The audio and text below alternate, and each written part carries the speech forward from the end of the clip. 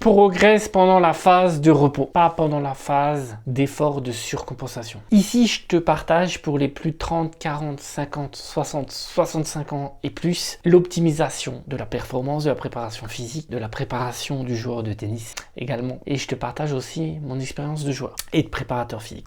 Je vais te dire une chose qui va peut-être te surprendre. Et je pense que c'est sûr. Tu ne progresses pas pendant l'effort. Jamais. Tu progresses pendant la phase de récupération, la phase de repos. Oui, tu as bien entendu. Le secret derrière cette idée, c'est quoi? C'est un principe fondamental de l'entraînement.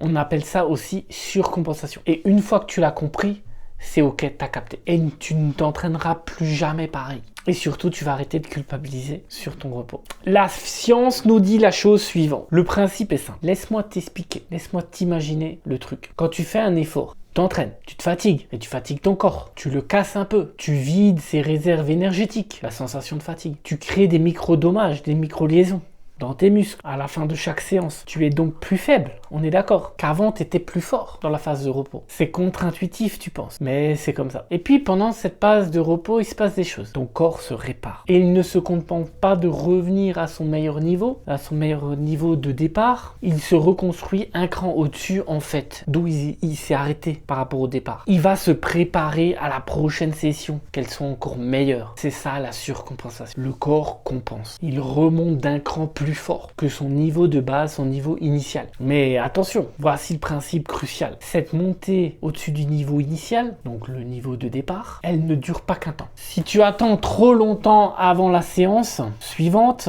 le bénéfice retombe. Donc faut faire attention, faut bien jauger ça. Et si au contraire, tu enchaînes séance sur séance, comme font beaucoup de joueurs de tennis parce qu'il est passionné, et qu'elle devient de plus en plus dure, avant de réparer, que le corps a besoin de cette récup, mais il l'a pas.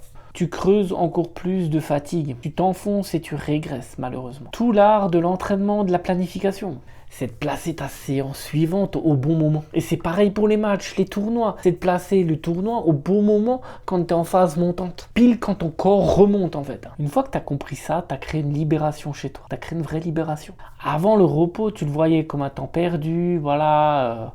C'est vraiment du temps perdu. Un truc de feignant. Je pensais la même chose que toi. Mais à un moment donné, tu progresses plus quand tu es en surentraînement. C'est ça qui est compliqué. Et je me demandais pourquoi je progressais plus. En comprenant la surcompensation du corps et ton état physique, j'ai réalisé qu'en fait, le repos, c'est pas mon pire ennemi. Bien au contraire, c'est mon meilleur allié, mon meilleur ami. Sans repos nécessaire, pas d'effort correct et pas de performance. Il ne fait que se casser mon corps sans se reconstruire.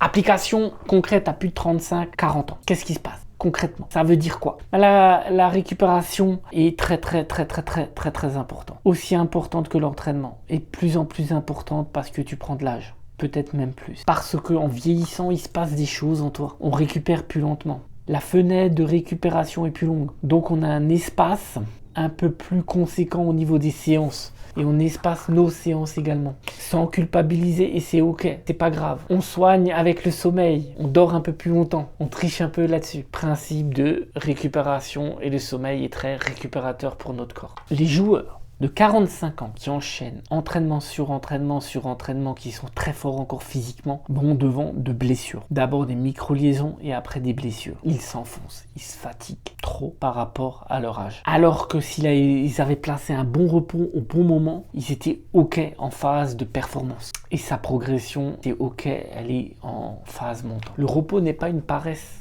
c'est ce que le corps a besoin et nécessaire pour récupérer, pour performer.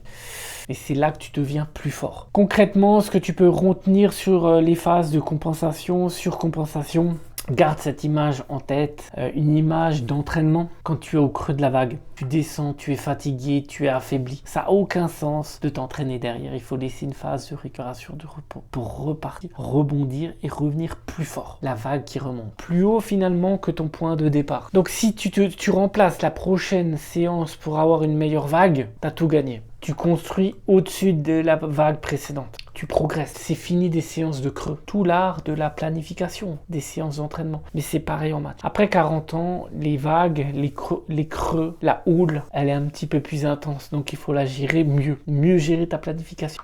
Reste dans le rythme. Gère ta planification au mieux. Tes séances pour pas être dans le creux de la vague. Donc garde-toi ça dans la tête, au coin de ta tête. Que la planification de tes entraînements, c'est vraiment la clé. ou dès que tu t'es entraîné, tu as une chute et toi tu veux remonter au-dessus du point précédent de tes performances. On construit, on se repose, on respecte son corps et tu verras que tu progresseras tout seul. Alors dis-moi en commentaire si tu es plutôt du genre à te crever, quitte à être plus performant, voire limite la blessure, ou tu es plus malin, tu t'entraînes, tu es performant, tu attends que ça revienne, tu fais la pause nécessaire et tu rattaques derrière pour être plus performant que le point de départ d'il y a 2 semaines ou d'il y a 1 semaine ou la dernière séance. De quel team tu te trouves? Abonne-toi si ça t'a aidé, n'hésite pas à commenter, dis-moi vraiment dans quel team tu te trouves, si tu commences à être intelligent, et je pense que oui, à un certain âge on devient intelligent parce que voilà, on n'a pas envie de se blesser. Donc n'hésite pas à me le dire en commentaire et dis-moi ce que tu as mis en place.